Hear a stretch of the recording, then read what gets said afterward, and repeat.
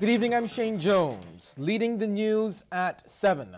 The first step towards the transformation of the Bridgetown sewage treatment plant has been taken. This afternoon, for the first time in about 2 years, processing Unit 1 at the facility was back in operation. Earlier this month, Minister of Energy and Water Resources Wilfred Abrams launched a $400,000 emergency fix to take care of the issues at the plant. The processing unit carries about 1 million gallons of wastewater, which will be treated and disposed of as effluent. Minister Abrams says private contractors from Jose, along with teams from the BWA, the Ministry of Environment, and the Sanitation Service Authority, worked around the clock to meet the deadline. When we started to clean out the tank, the processing unit, everything that could be wrong was wrong. Everything that could rust was rusted. Everything that could break was broken. So it wasn't simply just a clean and a pretty up and a fix.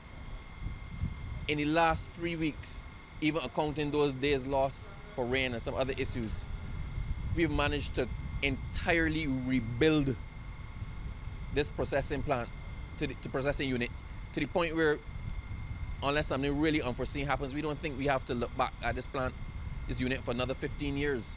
With the exception of routine maintenance, and we intend to maintain and upkeep it so that what happened before that caused us to be here never happens again. General Manager of the BWA, Keith Roy Halliday, in praising staff, says the work on processing Unit 2 will begin shortly.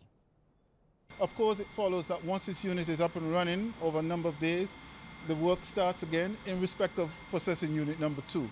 And then following that, we'll continue on the remedial works to completely rehabilitate this plant. We are concentrating on those essential services, those essential needs that will make sure that this plant is up and running optimally. At the same time, we were preparing a number of comfort areas, if you want to call it that, for our staff, or lunchroom or storeroom and possibly our restroom, so that we can get our staff to be in a much more comfortable position as well. A commitment from new Minister of Transport, Works and Maintenance, Dr. William Duguid, that the Mia Amor Motley-led administration will complete all roads started by the previous government.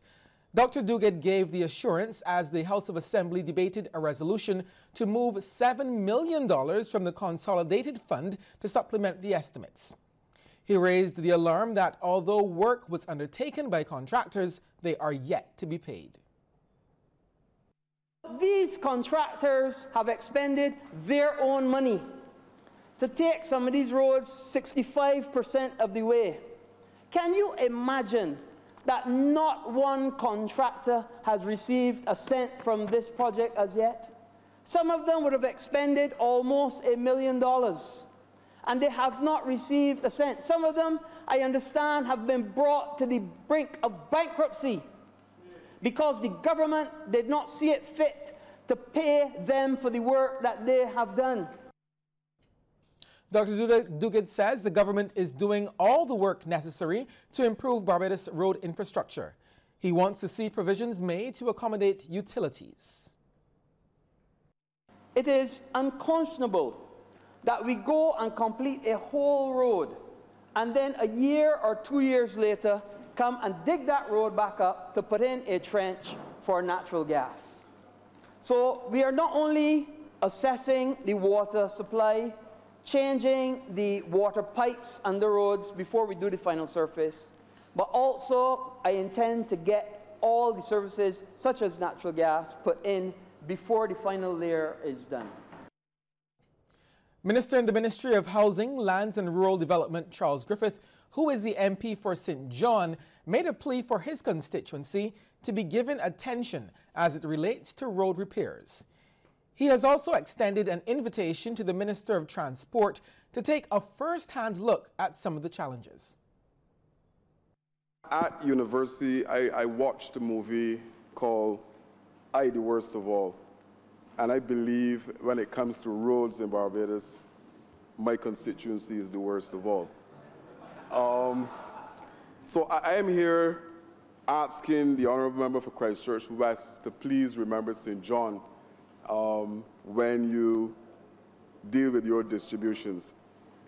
I have a list of roads here. I mean, St. John you can use as a target, and any way that you stick that device on the target, the roads in St. John are in a state of disrepair. Minister of People Empowerment and Elder Affairs Cynthia Ford made a push for road improvements in her constituency. She sees the Bagatelle Depot as essential to St. Thomas and wants it given greater support once more. Once they get the materials and the equipment, the Bagatelle Depot workers work assiduously without looking for anything or expecting anything, because they are mostly rural people of whom I always speak, who work because they have a conscience, who work because they know they have to make an outstanding contribution to the development of that particular ministry, as well as to the people of Barbados, or the taxpayers. Leader of the Opposition, Bishop Joseph Atherley, welcomed the news the Minister of Transport will ensure road works will be spread around other constituencies. He reminded him of road works needed in St. Michael West. Obviously, this program is not his. He was not in that office at the time. But when the time does arrive that he must be the chief administrator with respect to the allocation of this type of social service, St. Michael West needs to benefit, I will draw your attention to what I consider to be a very dangerous situation existing along Bridge Gap. There's a rather deep canal that runs away from the Eagle Hall Main Road towards the Goodland Main Road, and right along that long stretch of the Bridge Gap Road is a very deep and dangerous canal. And I believe there is a situation of an accident, perhaps a tragedy, just waiting to happen. The immense contribution that Sir Fred Gollop made to the landscape of Barbados was evident in the hundreds that gathered at the Coral Ridge Chapel this morning to say goodbye. Governor General Dame Sandra Mason, Prime Minister Mia Amor Motley, and the Chief Justice Sir Marston Gibson headed a long list of dignitaries that joined the friends and family of Sir Fred to say their final goodbyes. Members of Cabinet, senators and ambassadors were also among the congregation. The former president of the Senate of Barbados, director of the Central Bank, founder of the Nation newspaper and Queen's Counsel touched the lives of countless Barbadians, many of who filled the chapel. Sir Fred's eldest daughter, Renee, flanked by siblings Robin and Risa, gave an emotional appreciation of their father's life. Renee believes Sir Fred should not only be remembered by what he did, but by who he was. Our home at Apple Grove was Dad's castle, and he preferred to be there than anywhere else in the entire world. It was filled with love, noise, and laughter, and always open to our family and friends. And when it was time for anyone to leave, Dad's famous last words would always be, "Don't go yet. I have just one more matter to discuss with you." And he would delay anyone for as long as he could, not to mention if you agreed to fire one for the road. Family came before everything for Sir Fred. In recent years, with the expansion of the family, Dad would plan annual staycations for us all to enjoy. All 18 of us also gathered each and every Sunday at Apple Grove for lunch. The little ones wonder how this can possibly continue without their papa. His place in their hearts is secure forever. The essential elements of Dad's character were his integrity, his humility, honesty, kindness, and his love of family. And he always encouraged us, "To thine own self be true." During his sermon, Reverend Guy Hewitt focused on the gift of love. For those who lived and loved as he did, there was no need to beat the path to church every Sunday. For as we are told in 1 John chapter 4, verse 16, God is love, and those who live in love live in God, and God lives in them. God dwelt with our brother Fred. The interment was at Coral Ridge Memorial Gardens.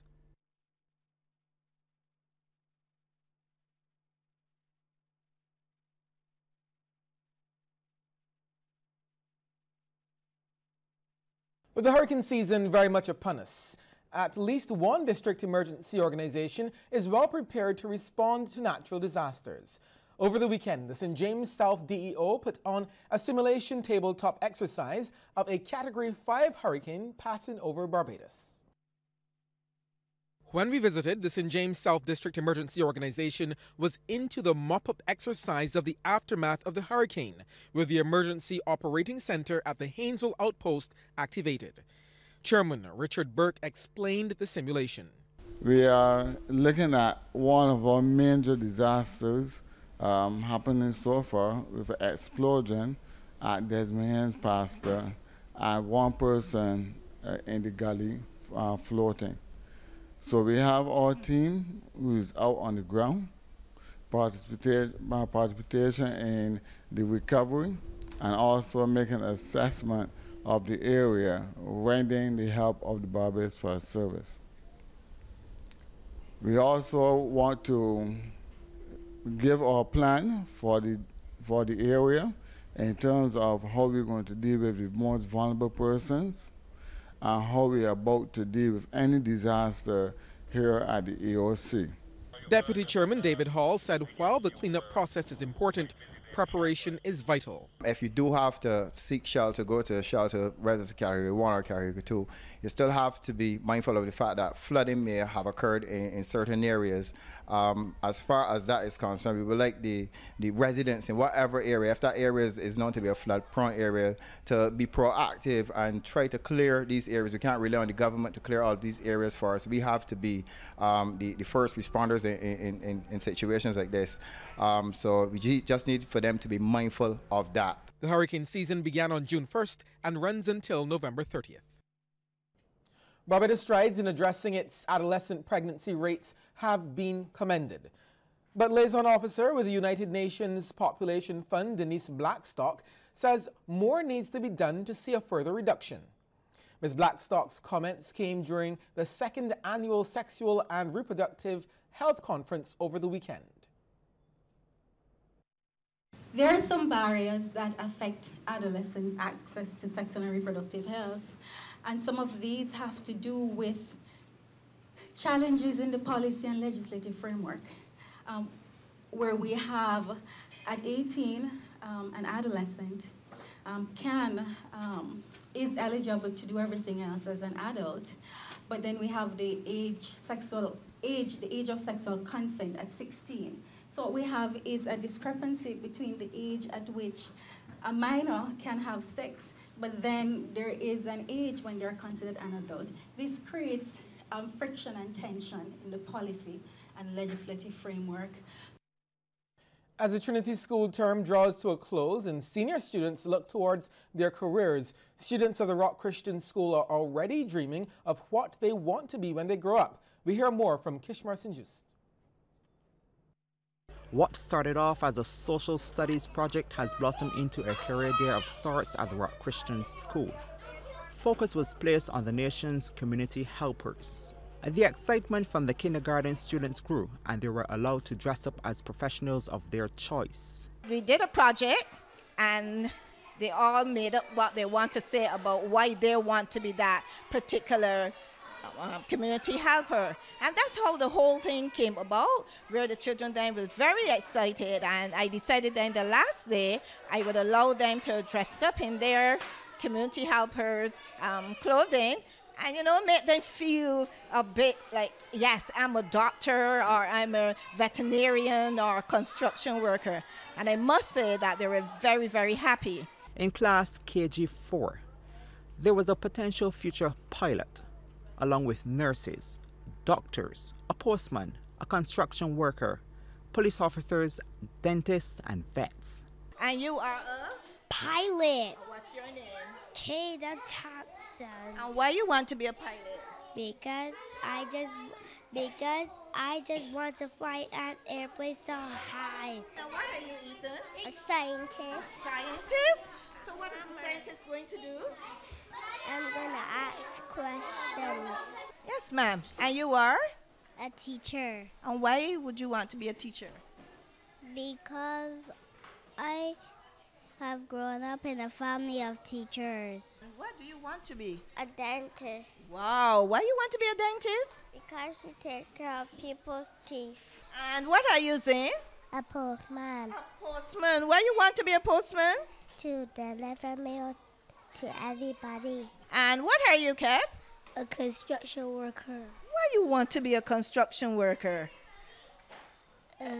Because I would like to come and then build your house so you can live. For this future police officer, he already knows what his job will entail. Shaka, you're what? A police. And why you want to be a police? So that to keep the road safe. There's hope that the program will continue next term. Kishmar Senjis, CBC News. In St. Lucia, the husband of the island's 16th homicide victim for the year has been charged with her murder. The 79-year-old man made his first court appearance yesterday. At about 4:10 p.m. on Tuesday, June 12th, officers attached to the Grosley police station were summoned to the Flamboyant Crescent Cap Estate residence of Anna Cecilia Mitchell and her husband. Upon arrival, the lifeless body of the woman, in her 60s, was discovered in her driveway bearing marks of violence, including, according to reports, a stab wound and other bruises. Anna Cecilia Mitchell was pronounced dead on the scene by a medical practitioner. In the aftermath, her husband, 79-year-old James Mitchell, was held in police custody, assisting with investigations. On Sunday, June 24th, Mitchell was charged for causing his wife's death. He made his first court appearance on Monday before the First District Court on Pena Street. He is being represented by veteran attorney Sean Innocent. Essentially, Mr. Mitchell was charged yesterday. He was charged with murder, pursuant to Section 85A of the Criminal Code.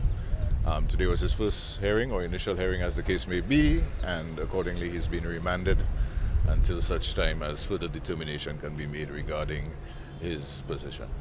Being that murder is an indictable offense, bail can only be granted by the High Court. Unconfirmed reports suggested that Anna Cecilia Mitchell's murder was the result of a domestic dispute. Other reports also suggest that 79-year-old James Mitchell may not be of sound mind and may have undergone an initial psychological evaluation. I am not privy to any psychological assessment, so I'm not in a position to speak to that at this stage. James Mitchell is a Dominica-born British citizen. He and his deceased wife are said to have moved to St. Lucia over 10 years ago. A family in Belize is demanding answers after it was alleged one of their loved ones was beaten by villagers as lawmen stood watch. The accused, the national of El Salvador, went on a rampage, chopping a number of people. Police have since launched an investigation. Channel 5 Belize reports. Who do you think should be held responsible for the death of your brother-in-law? Well, I think they have to, it's the both part, the four boy that hurt him and the police officer, because they was right there when they give order to the four villagers to beat him up. Policemen ordered the villagers to beat up your brother-in-law. Yes, that's what we heard, that's what we all heard. So how did this happen? Well, in the early hours of Thursday morning, Godoy armed himself with a machete where he attacked 3 persons along this street in the village and destroyed several properties. His first victim was Rudy Monteroso, who lost a piece of his left ear and suffered chop wounds to the neck. Shortly after, he attacked his friend Sonia Olivas, who was asleep inside her house when he broke in. Following that, he faced off with Olivas' father, whose finger was cut off in the machete attack. Fortunately for Sonia Olivas, she escaped with only injuries to the chest and arms. She says she doesn't know what triggered the violent episode. He a nice guy to me. I always used to treat him like he my brother. I always used to talk to him. I tell him, boy, stop drink. You young, go to church. Then he used to tell me, I will change. But I don't know what happened to him. I don't understand what happened to him. What really happened to him? Like he get crazy. I don't know why. Nobody hurt him. Like because nobody can get close to him. Nobody can get close to him because he got a machete. The people were I just hear and they run so because I lock up in the house. I didn't even see when he chopped my pan no seat. Godoy reportedly left this area unharmed following his attack on 3 persons. It is believed that afterwards he stopped at this house. The occupants say that when they saw him, he was bleeding and injured, and all they did was restrain him so that police could have taken him away. They deny that a vigilante group attacked Godoy. The Bahamas is clamping down on shanty towns. In New Providence, officials visited several of the areas, calling on residents to show proof their homes were legally built. Boots hit the ground as a team comprising of officials from the Ministry of Works, the Shantytown Committee, and heavily armed police officers went door to door throughout 11 shantytowns in New Providence, handing out notices. These letters require residents to provide proof that the structures they live in are illegal or leave. Well, what happened is these notices are 3 different sets of notices. This is the first one, and then we'll provide another notice for them to vacate the premises. And then we also have the last notice, which will ask them to remove any derelict vehicles. The notice reads, "This is to advise that failure to obtain a valid building permit before commencing or carrying on any building operation may result in legal proceedings being brought against that person." Well, after receiving his notice, Michelle Paul, who said he's been living here since 1994, said he doesn't know what's going on. If you are a person residing in or landowner in a shantytown and you are in possession of an approved building permit, do you have a building permit to be here? You have a permit to be here? You're renting this from someone? Yes, I rent that. I pay I finish you pay $200 a week to live here? Lease that every week or every month? Every year. Every year. I pay him $200. Shaka, every year I pay him $200. Right. That he ain't pay government. Residents have 14 days to provide the building permit. We followed closely behind government officials today as they trekked through mud and puddles within these shantytowns, passing out these notices. The government has made it its mission to rid the country of these areas with poor living conditions due to the health hazards they pose. According to Morgan Graham, who is the secretary for the Shantytown Committee, though they knocked out 11 of these areas in Nassau, this initiative isn't restricted to the capital. Sports news is up next, but before we get there, here's a tip from Cooperators General Insurance. This tip of the day is brought to you by Cooperators General Insurance Company Limited. Insurance the way you want it to be. If reliever inhalers are needed 3 or more times a week, asthma is probably not well controlled. Patients should return to their doctor and have their symptoms reviewed. This tip is brought to you in association with the Asthma Association of Barbados.